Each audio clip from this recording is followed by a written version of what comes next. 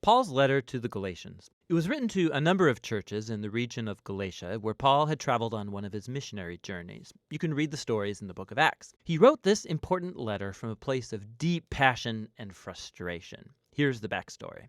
Christianity began as a Jewish messianic movement in Jerusalem, but its message was for all humanity, and so it quickly spread beyond Israel. By Paul's time as a missionary, there were as many non-Jews as there were Jewish people in the Jesus movement, and this sparked a huge debate that we know about from the Book of Acts chapter 15. Historically, the covenant people of God were focused in one ethnic group, Israel, and they were set apart by the practices commanded in the Torah, like circumcision of males, eating kosher, observing the Sabbath. And there were many Jewish Christians who believed that for all of these non-Jews to truly become a part of God's family, they needed to obey the laws of the Torah. And so some of these Jewish Christians ended up coming to the Galatian churches. They were undermining Paul and demanding circumcision of all these male non-Jewish Christians. And so many of them were. And when Paul found out, he was brokenhearted and angry. And this letter is the result. He first challenges the Galatians with his summary of the gospel message about the crucified Messiah. He then argues that this gospel is what creates the new multi-ethnic family of Jesus and Abraham. And then he shows how this gospel is what truly transforms people by the presence and power of the Spirit. He opens by expressing his bewilderment that the Galatians have embraced a different gospel. It's the one promoted by these Christians who badmouth Paul and demand circumcision. So Paul first defends the authenticity of his message and authority as an apostle. He was commissioned by the risen Jesus himself to go to the non-Jewish world. Remember the story from the Book of Acts. Paul says it was only later that he went to Jerusalem to consult the other apostles like Peter or James. And when he told them he wasn't requiring non-Jewish Christians to be circumcised or eat kosher, they were in full support. But this tension ran deeper. Peter had come to Antioch to visit and see all of these non-Jewish Christians, and he was eating and mingling with them. But when some of this Jerusalem opposition group showed up in Antioch, Peter caved under their pressure. He stopped eating with these uncircumcised Christians, and he was avoiding them. And so Paul confronted and accused Peter of hypocrisy, of not staying true to the gospel. For Paul, demanding these new Christians to become circumcised and Torah observant, it's wrong-headed for all kinds of reasons. First of all, because it's a betrayal of the gospel. Or in his words, people are not justified by the works of the Torah, but rather by the faith of Jesus the Messiah. And we have faith in the Messiah Jesus. To be justified, or literally to be declared righteous, it's a rich Old Testament term for Paul. It's when God declares that someone is in a right relationship with him.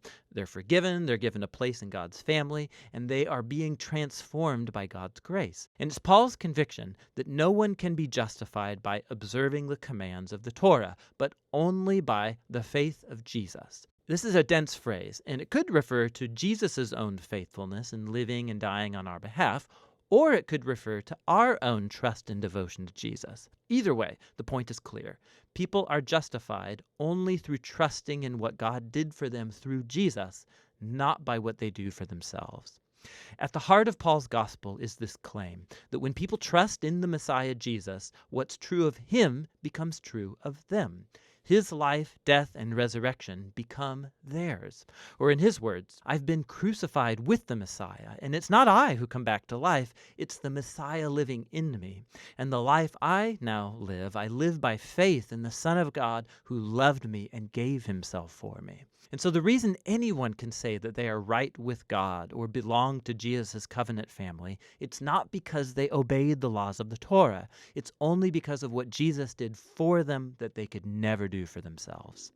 Now, this profound understanding of what Jesus accomplished, it has huge implications for who can now be included in God's covenant family and for what it means to live as a member of that family.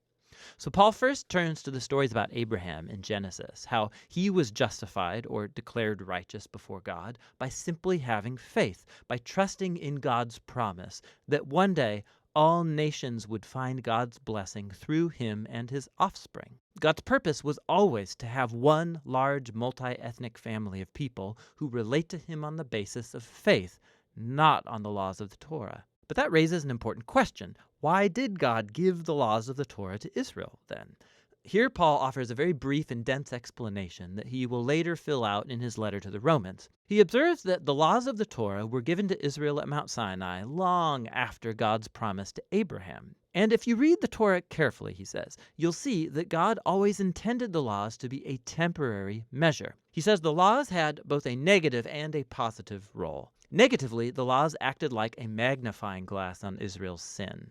They exposed how Israel shared in the sinful human condition, constantly rebelling against God's law. And so the law, which is good, ended up pronouncing Israel guilty and all humanity with them. Or in his words, the laws imprisoned everyone under the power of sin.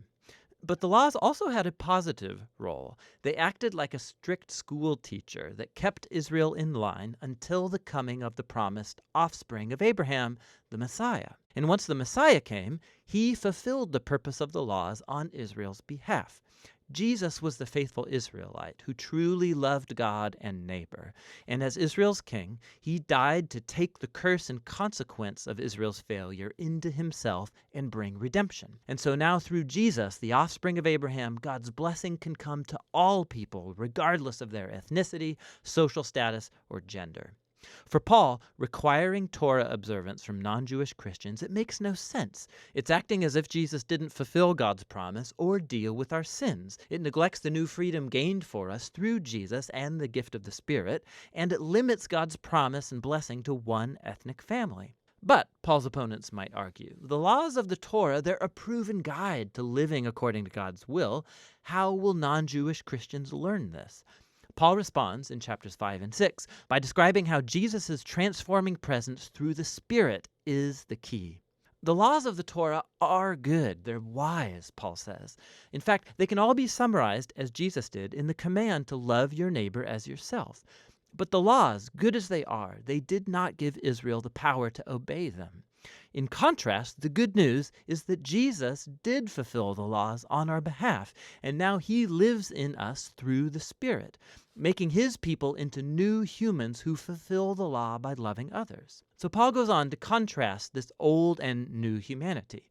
The habits of the old humanity are obvious. These are behaviors that dehumanize people, they destroy relationships and whole communities. And while the laws of the Torah prohibited these behaviors, Jesus actually put them to death on the cross. So when a person trusts in Jesus and lives in dependence on the Spirit, his life becomes theirs and produces what Paul calls the fruit of the Spirit. This is Jesus' way of life that he wants to reproduce in his family so that they become people of love, joy, peace, patience, kindness, goodness, faithfulness, gentleness, and self-control.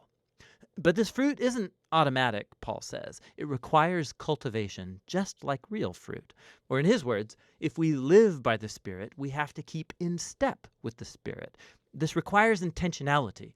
We have to learn how to prune off our old habits and cultivate new ones. And as we do so, we find ourselves carried along by the Spirit, as Jesus reshapes our minds and hearts and makes us into people who love God and others.